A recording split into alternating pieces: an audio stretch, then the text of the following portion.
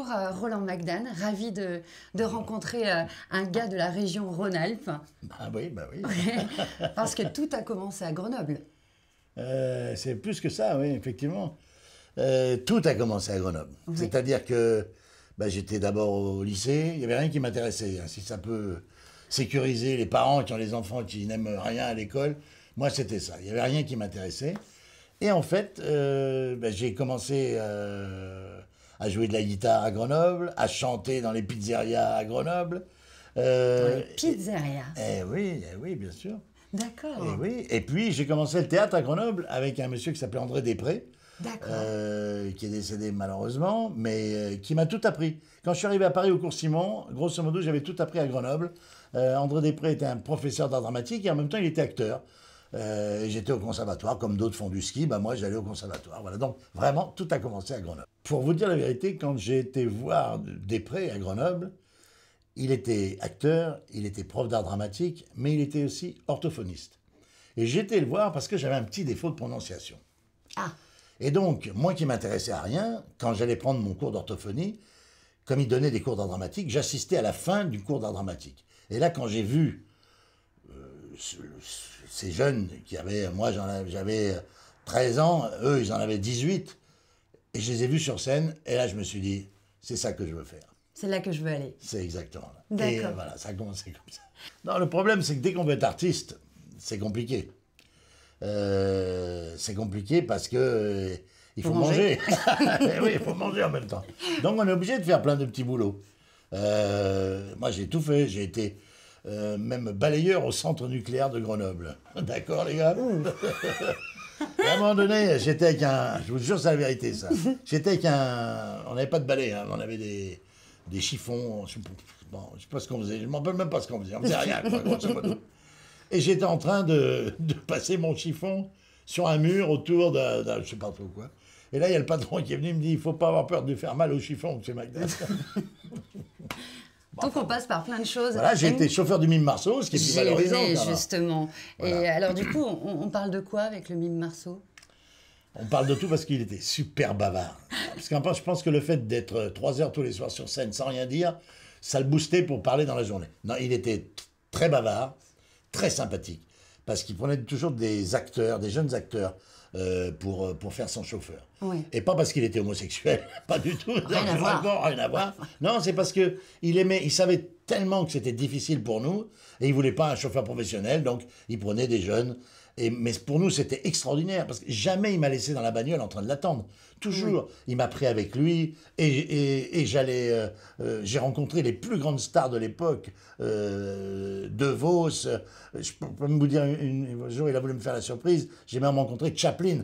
Il ne me l'a pas dit, on est allé en Suisse, et puis on est arrivé, la voiture, les petits gravillons, et en haut, Chaplin. Vous savez, quand vous avez 22 ans, vous faites une école d'art dramatique, et voilà... J'en ai encore maintenant la chair de poule, quoi. Ouais. Match, puisque du coup, ça dure depuis 40 ans. Depuis 40 ans. Mais je pense que oui, les carrières de 40 ans, il n'y en aura plus beaucoup, malheureusement. Ouais. Alors, oui, justement, est-ce qu'aujourd'hui, on se rend compte que tout va très vite. La société va très vite, on consomme de manière très, très rapide. Et on se pose la question, on se dit, est-ce qu'un spectacle peut durer 10 ans? Est-ce qu'il faut se renouveler en permanence pour pouvoir être toujours en contact avec ce public? Non, ça c'est sûr qu'il faut se renouveler en permanence. Alors là, j'en suis la preuve. Il y a 2 ans, j'ai fait un spectacle, c'était le best-of des 40 ans de carrière. J'allais dire, c'est presque un spectacle de feignant, quoi. Mais en fait, les gens me demandaient tellement des sketchs, machin, donc je l'ai fait. Puis après, vous vous dites, ça commence avec un journaliste, vous dites le prochain spectacle, vous savez même pas ce que vous allez faire, mais vous dites au journaliste, ça va être un spectacle 100% nouveau. Sur le papier, c'est super, vous dites, ouais, mais après, les 100% nouveaux, il faut les écrire. Ah oui. Donc c'est ce que je suis en train de me taper maintenant, de faire maintenant. Alors, parce que 100% nouveau, il faut savoir une chose, c'est que les gens, eux, ils viennent pour voir un sketch qu'ils connaissent, qu'ils ont déjà entendu. Je leur dis même pas qu'au début du spectacle que ça va être 100% nouveau. Mais à la fin du spectacle, si je réussis mon coup, normalement, après 2 heures de spectacle, ils pensent même pas à l'ancien. Le barbecue, par exemple. Voilà, mais voilà. Alors, il y en a qui vont dire, je viens pour le barbecue. Ils vont pas avoir le barbecue, mais ils vont avoir autre chose. Je viendrai pour le barbecue. Oui, mais je vous donnerai autre chose à manger. Oui. Ah. Pour cette fameuse guêpe qui arrive au moment du melon. Voilà. Voilà, ça c'est un de grands souvenirs.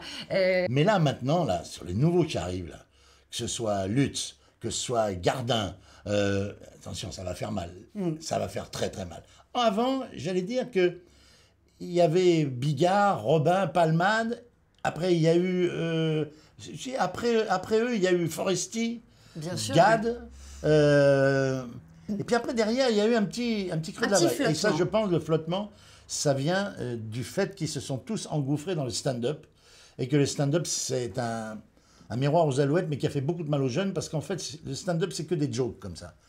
Et en fait, les jokes, vous les prenez, vous les mettez sur un, vous les mettez sur l'autre, c'est la même chose. D'ailleurs, c'est pour ça qu'on accuse plein de comiques de se piquer entre eux, parce que tu sais même plus à qui il est, le joke, quoi. Donc ça a fait un petit peu de mal à toute une génération. Mais là, ceux qui arrivent maintenant... Ils ont une identité. Ça fait mal. Hein. Là, ça fait mal. Mais je veux dire, ils sont plus forts, mais beaucoup plus forts que nous. Blanche Gardin, c'est Lutz, c'est pouf. Il y en a encore un autre aussi, hein, dans le nom, mais j'ai jamais cherché les récompenses. J'ai eu beaucoup de disques d'or et honnêtement, vraiment honnêtement, j'en ai pas tiré une gloriole extraordinaire parce que ma vraie richesse, c'est la relation que j'ai avec le public. Ça, c'est certain. Ça va même plus loin que ça, c'est que quand je pars, elle est vraiment là, ma richesse, c'est quand je pars pendant 10 ans, quand je reviens en France, les gens, ils sont toujours là. Ouais. Donc ça, c'est une vraie richesse. Alors maintenant, donc c'est-à-dire ce métier-là, je pense que c'est le plus difficile des métiers. C'est-à-dire quand on est en haut, il ne faut pas se prendre pour un cador, et quand on est en bas, il ne faut pas se dire non plus, je suis minable, et commencer la bibine, la drogue, etc. Parce que c'est là le problème commence.